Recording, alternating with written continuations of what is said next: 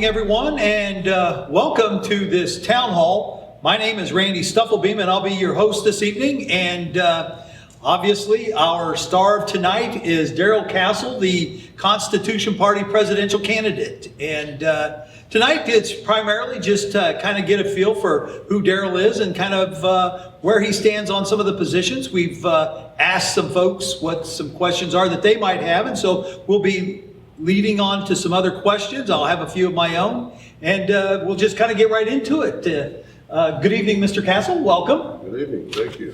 Well, it's good to have you here, and look forward to having this little dialogue to find out a little bit more about you. Sure. I'm happy to be with you.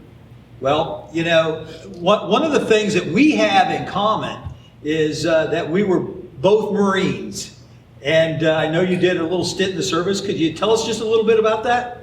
Well, unlike you, I only spent 4 years in the Marine Corps.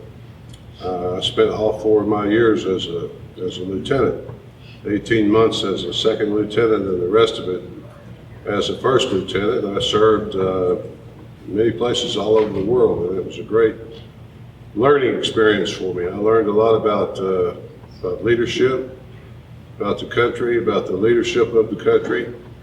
And it changed me for the better, I think. It opened my eyes about some things.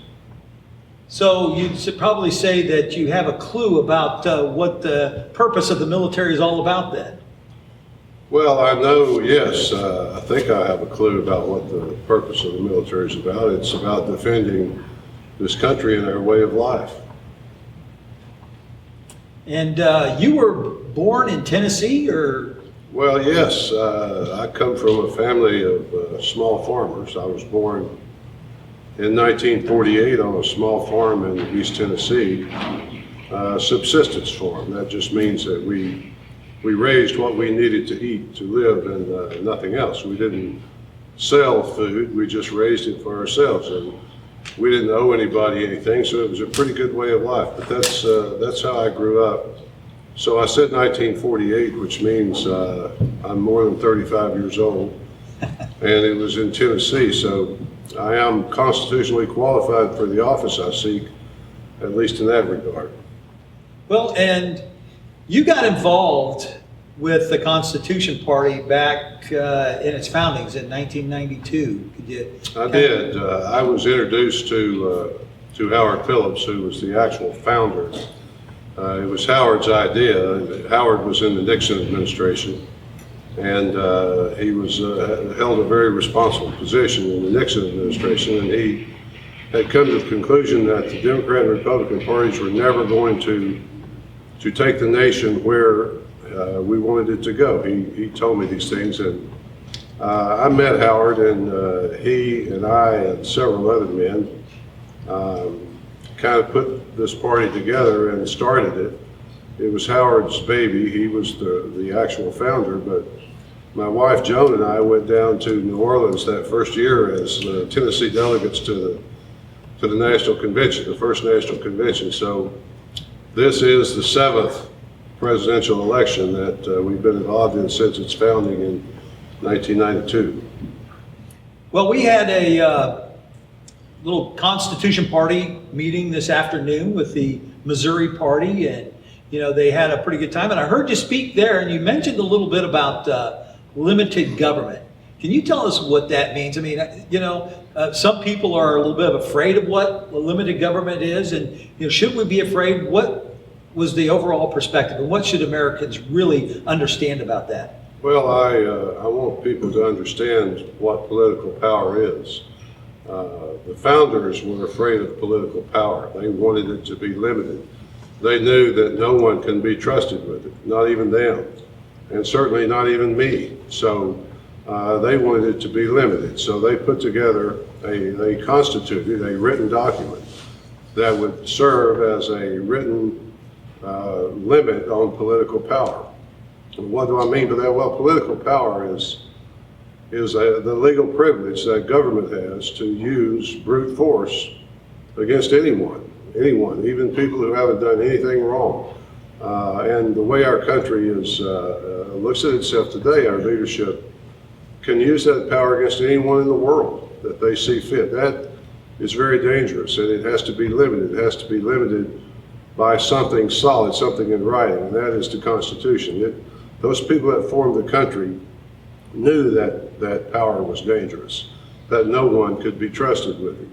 So they only entrusted the federal government with 17 enumerated powers that they set out, and they reserved everything else to the states. So when I say limited government, I mean limiting the federal government's power to use brute force by what the Constitution specifically says. How does limited government actually benefit Americans, though? Well, I mean, how would unlimited government benefit them? The opposite of limited government, obviously, is unlimited government, which many people might say is what we have now. So people would be free, freer. Government, they would not be subject to arbitrary government power all the time, and they would know what the limits were. They would know, for example, what the Constitution says, what government can do and what government can do. Right now, we have leadership who seem to think that they have absolute power to do whatever they want to do. That's very dangerous in my view, and it should be curtailed, it should be limited. And people who especially the office of president, people who seek to enter that office should have some understanding of the constitutional limits of what that office can do. Well, speaking of kind of what those limits are, it kind of goes into our first person who asked the question. Cindy Redburn from Missouri asked and mentioned that you often talk about the rule of law. And, what does that mean exactly? And how has the rule of law been violated, and what can we do about that? Well, the rule of law, of course, goes back to the Constitution, because the Constitution says that it is the supreme law of the land.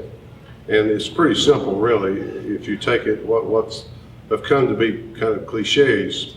We are a nation of laws, not of men. We're all created equal, things like that. All those things are kind of out the window now. The rule of law quite simply means that no one is above the law's sanction, and no one is beneath the law's protection. The law serves us all equally. That's what it means. Now, an example of how it's been violated, the most recent example, the most obvious example that I can think of is the long investigation of Mrs. Clinton's email affair and to some extent her foundation. And it seems there was overwhelming evidence that she had committed crimes for which ordinary people would have been sent to prison for. I could cite several instances where people have done far less, specific cases where they have been criminally sanctioned.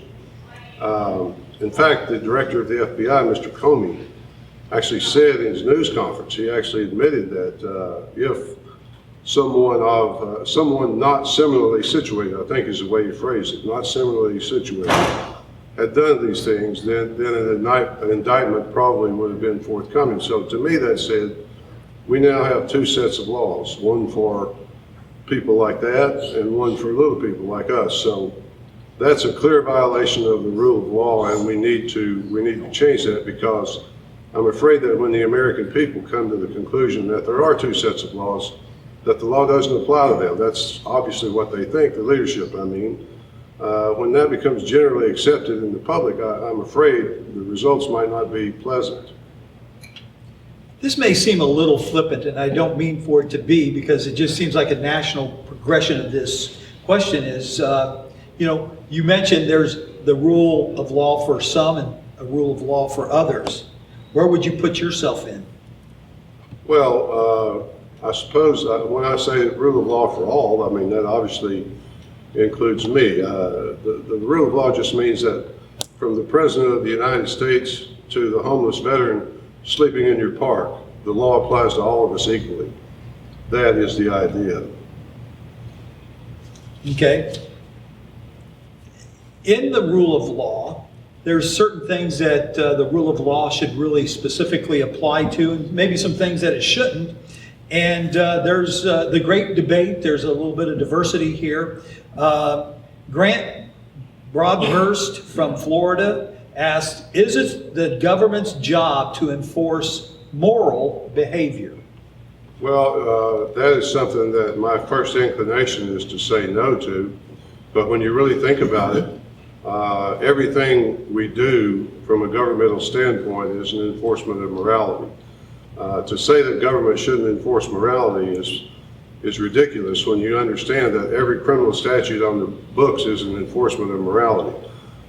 If you make a law against rape, isn't that an enforcement of morality? I mean, who says we can't rape each other? Obviously, that's a moral law. Same with murder or any other crime. At the same time, if the person is actually asking me, do you think the federal government should make prostitution illegal nationally? Well, no, I don't. I mean, that's a state matter, and it should be handled by state criminal statutes. So the answer to that question, I mean, I'm not trying to be evasive. The answer is simply yes and no. But generally, yes, because obviously the government enforces a standard of morality in our country through its criminal sanctions. It decides what is destructive of our society. It decides what will be crimes, what will not be crimes. Is there a difference, and you kind of hit on it, is there a difference between what the federal government should be doing and what the states specifically do? I think you hit it a little bit, but could you expound on that a little bit? Absolutely. I mean, as I said a minute ago, the federal government is limited to what it can do. It's exceeded those limits tremendously. Right now, there are over 4,000 federal crimes for which you can be snatched off the street and locked up. Most of those should be state matters. There should be very few federal crimes, in my view. So, if you want to look at it like that, most morality should be enforced at the state level. The Constitution clearly defines what federal murder statutes would be, treason, things of that nature. But we're constantly looking for different things that people can be sanctioned for. And it sounds kind of flippant, as you put it a minute ago, but I'm afraid we'll reach a point, if we're not careful, where everything is either required or prescribed. You're either required to do it or you're prohibited from doing it. So that we're not free to just walk around in our lives and make our own decisions and live our own lives and so forth.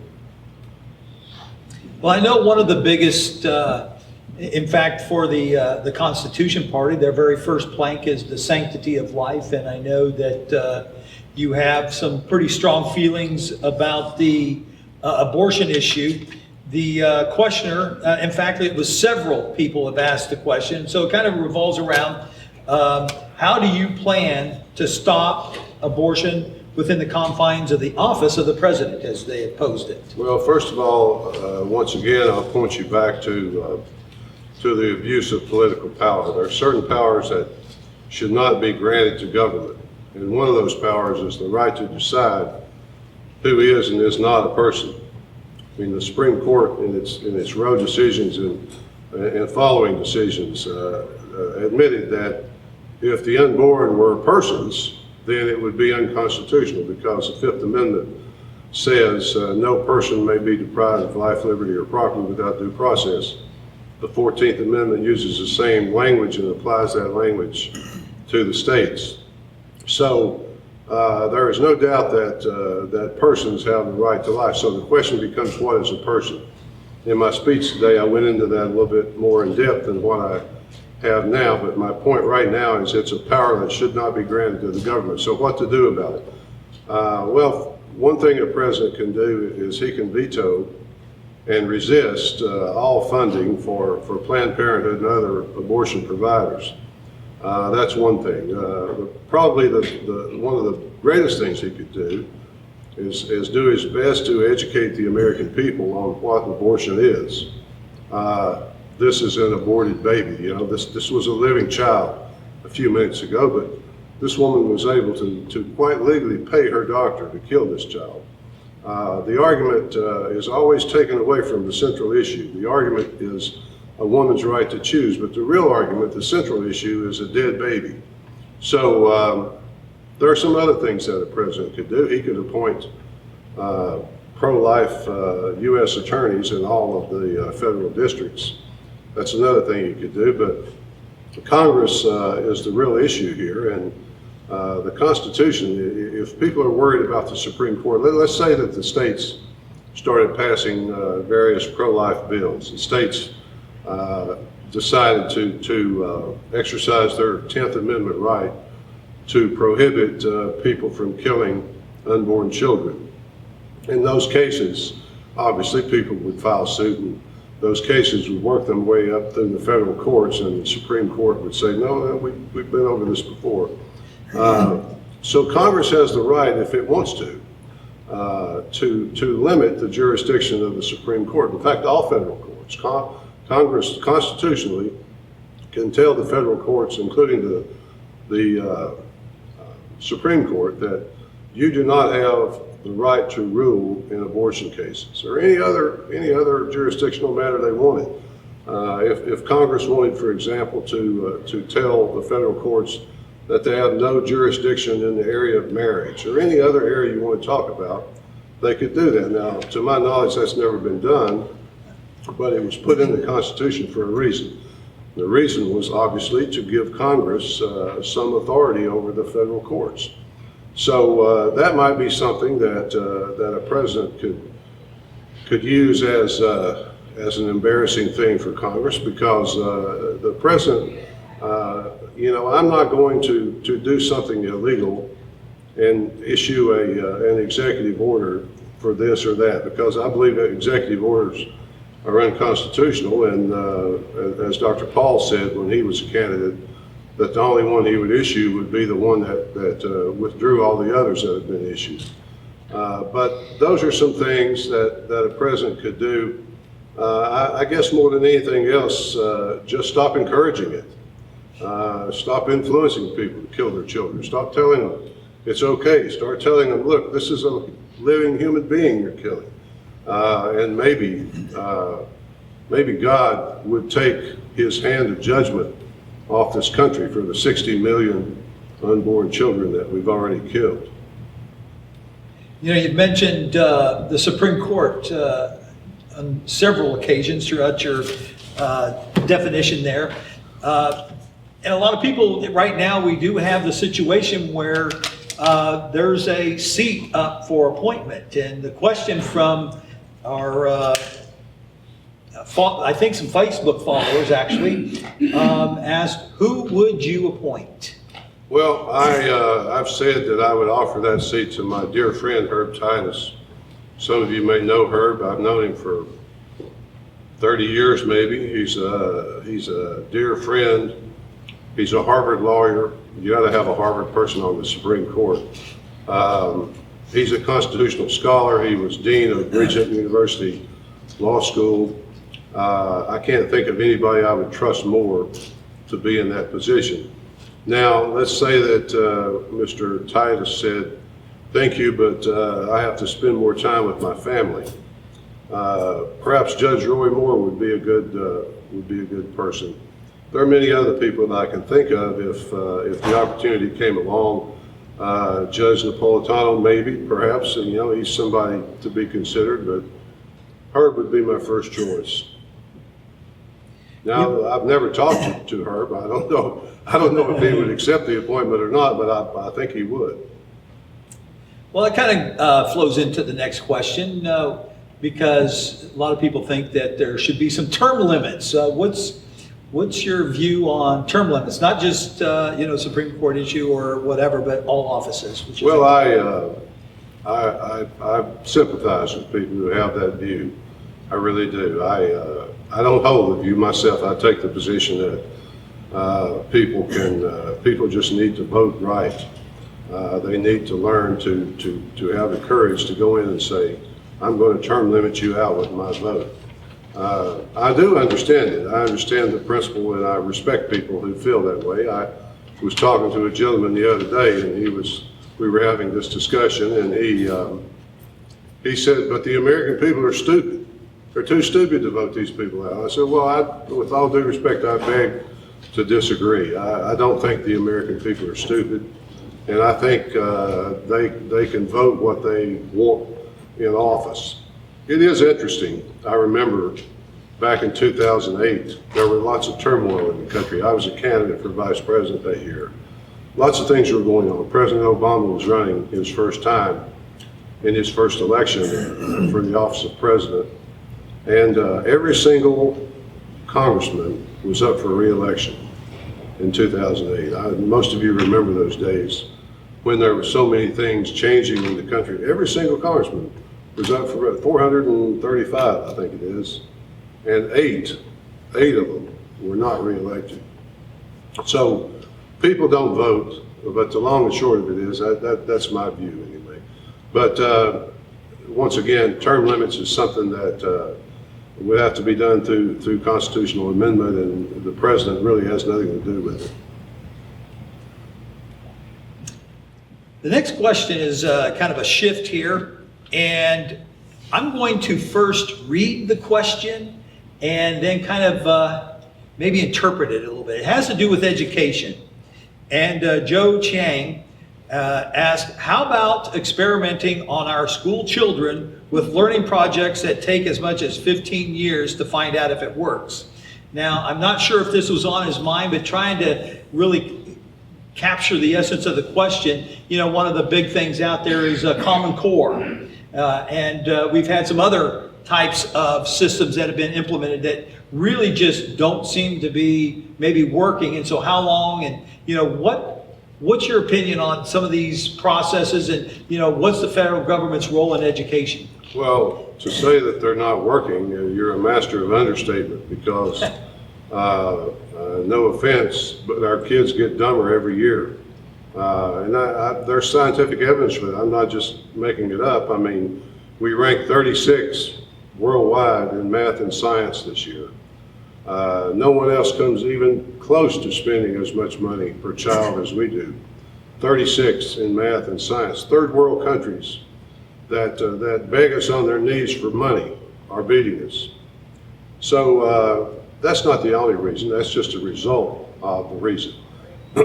I'm opposed to any federal role in education whatsoever. I would like to see the Department of Education. Now, keep in mind that we existed as a nation and led the world for most of this time in education, and many of those areas that I just talked about in math and science, certainly. We put people on the moon before we had a Department of Education. We did a lot of things before we had the Department of Education. It was Jimmy Carter's administration that made it a cabinet level position. So I would like to disband it, and I would like to return education to the state, local, and family level. In other words, I would like to see families free to educate their children as they saw fit. And I believe it would be much, much better if states, and they have a 10th Amendment right to do this, in my view, but states, if the people of the state of Missouri, let's say, wanted to have public schools and the state fund them with people's taxes, more power to them. But if the states wanted to go to a lower level than that, more power to them. I'm all for defunding federal education. I think it's been a terrible disaster, and you can point to many, many of the bad things that have happened to our country in the last 30, 40 years to that. Trying to go through a little different level. I was trying to keep these a little bit kind of associated, kind of in a grouping here. The next question has to deal with the military and with war, and basically the use of our armed forces. The question from Aaron Davis from Tennessee says, would you use the word mistake for our military interventions in either Afghanistan or Iraq? And he makes a statement, conflicts where thousands of U.S. servicemen and women died bravely to defend America. Well, that's the gentleman's view. They died to defend America. And I'm sure that was their view at the time. I'm not sure it's true, to be honest. Let me answer the question like this. I love the military. I'm a military man. I come from a military family. My two brothers, one served in World War II, one served in Korea. So I have a tremendous respect for the military, and the fact that I love them and respect them so much is one reason why I would use their lives a lot more dearly than our leadership today. It goes back to political power. I know I sound like a parrot, but the fact is, political power has to be constrained. Presidents today view themselves as emperor of the world. Their brute force is not over just us innocent people, it's the whole world. And we really need to look at that. Hindsight's 20/20, so me to look back at the invasion of Afghanistan and say that was a mistake, it seems like a mistake. Iraq too. I mean, think of all the things that would be good now if we hadn't done those things. All the people that would still be alive. We did kill thousands of servicemen, or lose them rather. Who knows how many Iraqis and Afghans we killed, but they do. God knows, because he hears every one of their cries. I'm against war, not always. I understand that it's necessary at times. It's certainly better than slavery. But I am abjectly opposed to sticking our nose into every rattlesnake's nest that pops up around the world. Maybe someday, if I live long enough, there will be a war somewhere and we'll just pass on it and say, hey, that one's on you. You know, we'll pass on this one. I don't mean to be flippant about so serious a subject. I'm a non-interventionist, but I would defend this country to the last drop of blood if I had to, but only if I have to. Well, one of the issues kind of that's been prevalent over the past quite a few months, as it were, is ISIS. Now, would that be a good use of our military force to go after those kind of people that are doing such heinous crimes? They're bad people, it seems. That's for sure. I don't see how we can justify going after them when our border's wide open to them.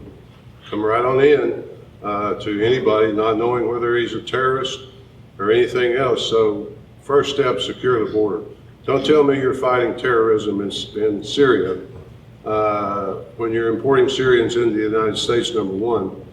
And number two, your borders are wide open. You have no idea who's coming across. So secure the borders, whether it's necessary to go abroad looking for terrorists to slay. You know, that's hard for me sitting here in the Stone Castle Hotel in Branson, Missouri to answer, to be perfectly candid about it. There are 16 intelligence agencies that service this country.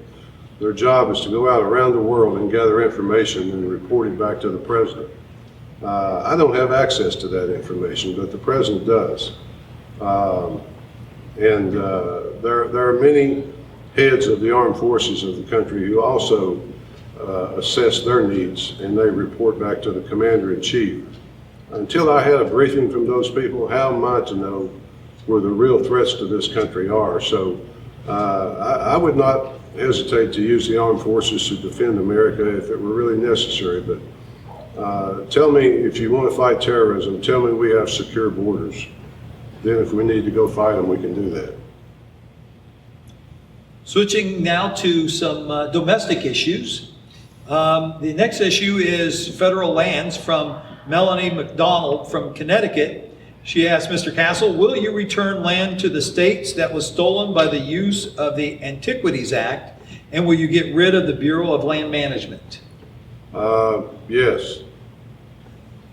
That's one of our... Yes to both? That's yes to both. That's one of our major issues. Some people don't know this, but the federal government actually owns 90% of Nevada. In other words, if Nevada applied for statehood today, it would not have enough sovereign territory to be accepted. In Wyoming, I think it's about 70%. Many other states of the West have the same problem. It's true in the East too. President Obama is in the process of trying to set aside several million acres in Maine right now. So it's a big problem. And yes, one of our things, when I say our, I mean my running mate Scott Bradley is from Utah, and he's very up to speed on the land issues in the West. That's one reason why I wanted him. So one of our primary tasks is states and to the people. All righty. This is a kind of an interesting one, and I like this question because it's about future voters. From D. Akalo, let's see, let me get the, I had it down. Akalotawix from Florida. I'm sorry, D. I had your name down, I thought earlier. Anyway, she asked, what would the future for younger voters look like under your presidency as compared to under the Republican, Democrat, and Libertarian? So what's her first name? D. D. Well, I see D's comments quite often on Facebook, so I wanted to thank her for that, for constantly posting. What would it look like? Better, I think, in many different ways. I mean, I think they would be freer. If I were elected president, they could keep their income. That's something to talk about, because my tax proposals, if they were accepted, would allow them to do that. I think they would be able to spend their lives possibly not mired in debt slavery, you know, like the Bible says, the borrower becomes a slave of the lender. So right now, most of them owe tens, hundreds of thousands of dollars to the federal government. So who are they slaves to? All those reasons and many others, I think young people, I love the people of this country, I really do, I respect them, and especially young people, because it's the future. I have a 32-year-old daughter. The future belongs to them, and it's our task to lead them a better country to live in, a freer country, not one that's constantly, relentlessly marching toward more and more federal control, more and more political power, but more and more control of power. And I think they would find it a better life. Also, there'd be jobs. As the economy grew, tremendous amounts of income were released into the economy through the taxes that are now confiscated by the government. Think about it like this. What person of ordinary means can live on one person's income and provide for a household? What family can do that? Not many. One person works to pay the bills. One person works to pay the government. I'd like to see that changed, and I think young people would benefit from it. Well, that's a great segue into the next question. It's about your tax plan. The question is, what do you think of the concept of a national sales tax as opposed to the income tax, and what is your tax plan? Well, I like the fair tax, as we've come to call it. I like it better than I do the income tax. I mean, it's kind of a user pays type of deal, you know. It would obviously drive the cost of everything up, and I worry about it for various reasons. You're still giving the federal government the right to tax you. And if the sales tax or the fair tax, whatever you want to call it, started out at say 15% this year, my fear would be that next year it'd be 20. There's no control by the states over what the federal government is doing. But as I said, I like it better than I do what we have now. But at the same time, what I am trying to do, what I would like to do, is use what I call a constitutional tax, which is kind of set out in the Constitution. It says in its original wording, before we amended it with the 16th Amendment and gave the federal government the right to tax our incomes, the Constitution said that there would be no direct tax by the federal government on the American people. No direct tax. And somehow we lived for a while before we did that. We lived until 1913 before we changed that.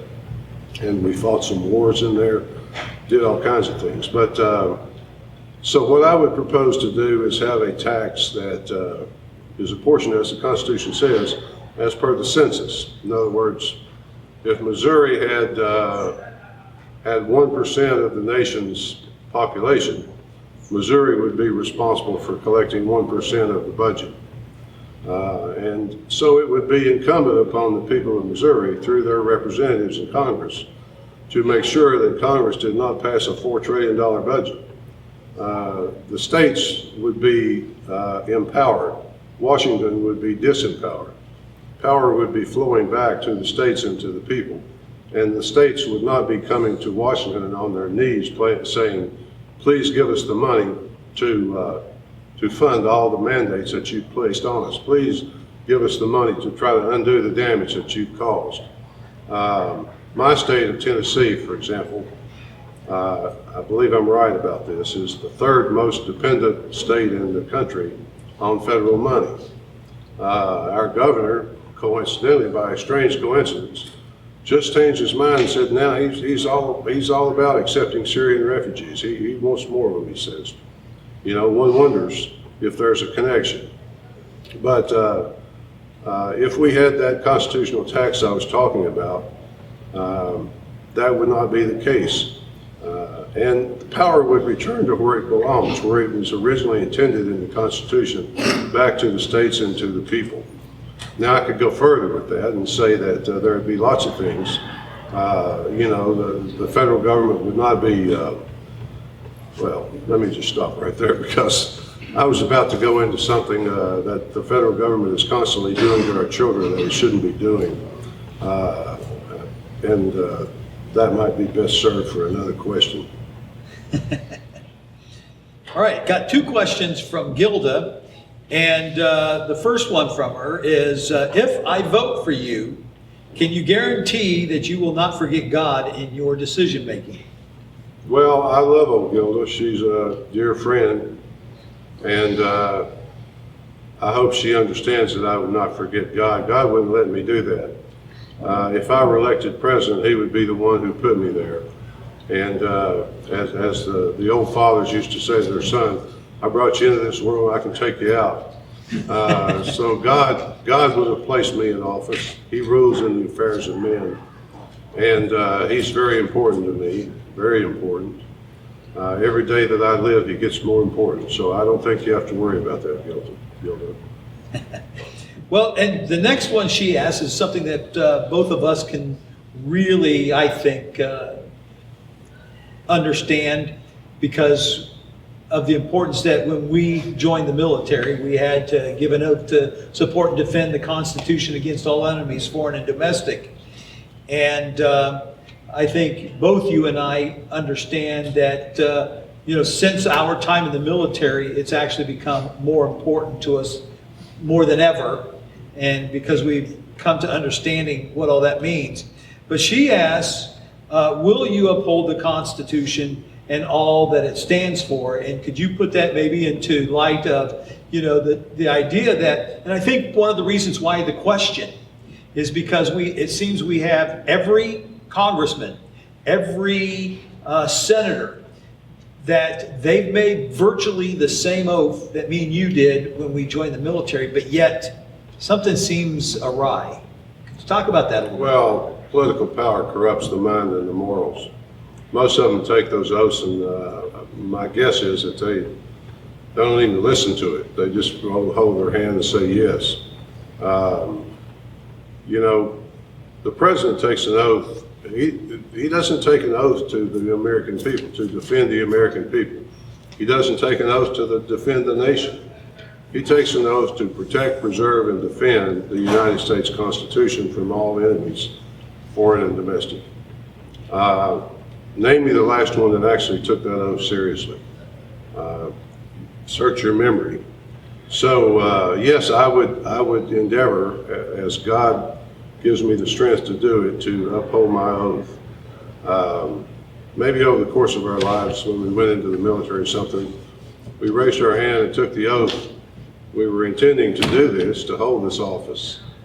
And once again, we heard what the gentleman said when he gave us the oath, but did it really sink in on us? You know, we had an exercise a few years ago I was in when we actually went back and read what we had sworn to do. And it was pretty frightening. But yes, I mean, I would take that oath before God and the American people. It would be very meaningful to me. Well, and kind of the last question that I have on the slate, we may move into a little bit different discussion, but it kind of is associated with that idea, is because we've seen so many congressmen, senators, state representatives, state senators, and even we could point to some presidential candidates that, it seems that there's a level of corruption there. And the question that I have for you is, and it's kind of what Gilda, I think, is somewhat driving at, is how are you going to stand when all others failed? And so what makes you different than your Republican, Democrat, Libertarian, Green Party, all the other candidates? What would make you, separate yourself from them, and how would that look, to the American people? Well, how am I different? As I said before, and I repeat it, political power corrupts the mind and the morals. No one can control it. In one sense, I'm not any different. In that sense, political power is not resistible by any human, including me. The founders understood this. They knew human nature. The Bible says that the human heart is black and desperately wicked. Who can know it? And it has to be restrained by a written document, and the people have got to enforce that document. Unfortunately, or fortunately, depending on how you look at it, the founders, they talked a lot about virtue in public office. If you read the Federalist Papers and other writings, you'll see that mentioned all through there. But they did not give us a self-enforcing document. They did not give us a way to keep vice from supplanting virtue in the public square. And so that is exactly what's happened today. Virtue and our leaders, whatever you want to call them, have come up with many clever ways to destroy virtue in public affairs and in us. So one might say another way of looking at it is, don't just point to me. The American political system is corrupt because we're corrupt. We allow it. Therefore, we are complicit in their crimes. I would endeavor to uphold my oath and to be limited by the Constitution as I pledge to you to do, and it would be up to you to make sure that that's the case. So, one other question is an interesting question, and it's the question from this person was, why haven't you sought out CNN and many of these other news media to be interviewed and put up there, and broadcast as you are a Constitution Party candidate running for president? Well, I just chewed out my campaign manager, Joan, for all the CNN requests for interviews that she's turned down during this campaign. No, the fact is that when you have a message like mine that says we want to limit political power to its constitutional limits, its constitutional delegated, enumerated powers, that's not a message that political power wants to hear. And most of the mass media today, in my view, is a wholly owned subsidiary of power. They're there for whatever power is in effect, from whichever party it is. They protect President Obama, they protect Hillary Clinton, but they protected George Bush too. I remember those days. They were in lockstep with him on what he did. Yes, they don't want to hear my message, and so they don't. They just have the option of, the gentleman at CNN, what's his name? Refresh my memory. The newscaster. I want to say Wolf, but No, it's not Wolf Blitzer. Somebody help me. Cooper.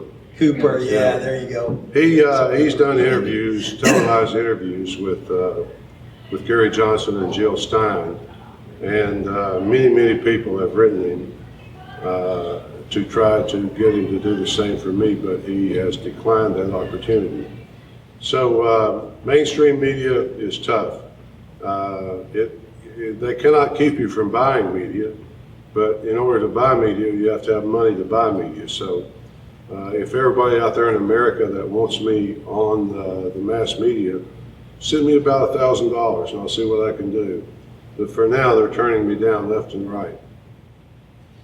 There's a large, in fact, it's the majority of Americans are not engaged in the political process. They're not out there voting. I mean, Illinois just the last voting 2 years ago, they hit a record low. I believe that the number was like somewhere around in the 20s in terms of the percentages of voters turning out to vote. Totally record low. That means nearly 70% of the voters didn't vote, decide to come out. What would you say to them as a reason to really engage in the process, and why they should probably take a look at you and be willing to step out and vote for change? Well, or difference? If 70% of them are totally apathetic, who can blame them? If your choice is Hillary Clinton or Donald Trump, yeah, I'd be pretty apathetic about that myself. But that's not your choice. You have another choice. The fact is, I'm on the ballot in 25 states, I believe, as a party. But in 23 others, people could vote for me by just writing my name. That's the only requirement. You have to be able to write my name. So it is possible. It's possible. It's within God's power that I could wake up on Wednesday morning, the 9th of November, and be president. And Joan would be first lady. And she's told me many times she dreams about flying off to Paris on Air Force Ones and shop and stuff like that. No, she's a very modest woman. She would not be interested in things like that. But the point is that people could enact a bloodless revolution if they wanted to.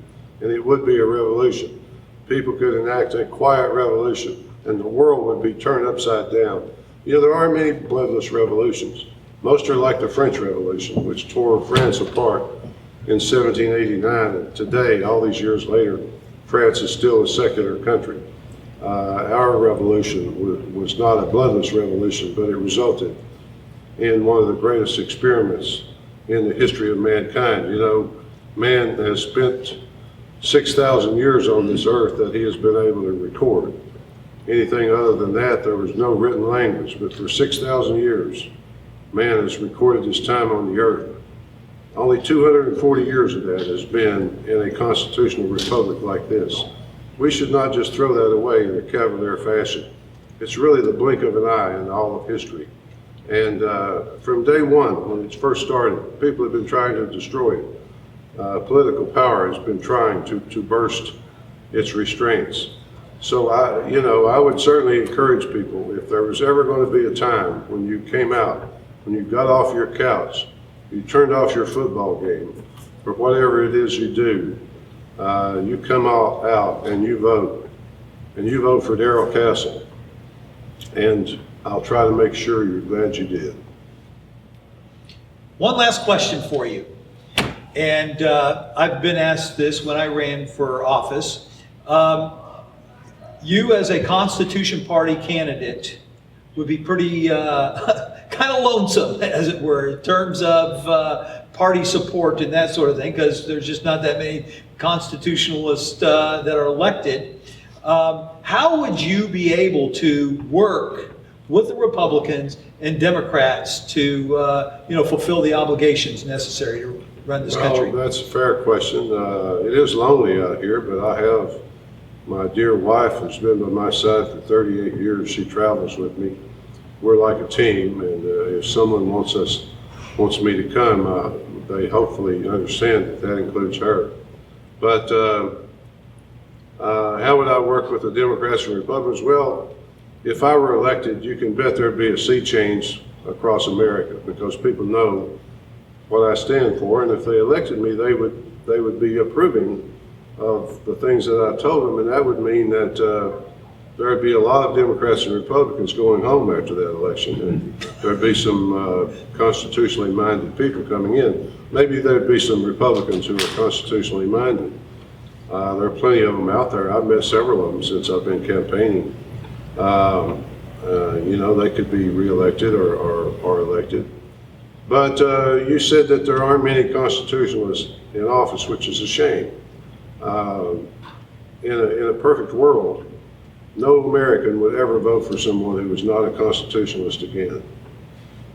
Because they should all be constitutionalists. That is the foundation. It's the charter of liberty. It's what gives this country its guaranteed liberty. It's what makes us different from all those other countries that call themselves democracies. Ours is different.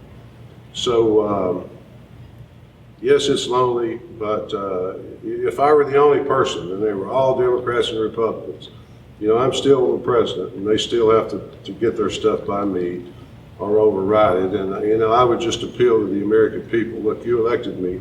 You need to get on your horses and ride. Help me run this country like it's supposed to be run. All righty, folks. Well, that's all the time we got tonight. It's been a real pleasure of mine and an honor to be able to interview Darrell.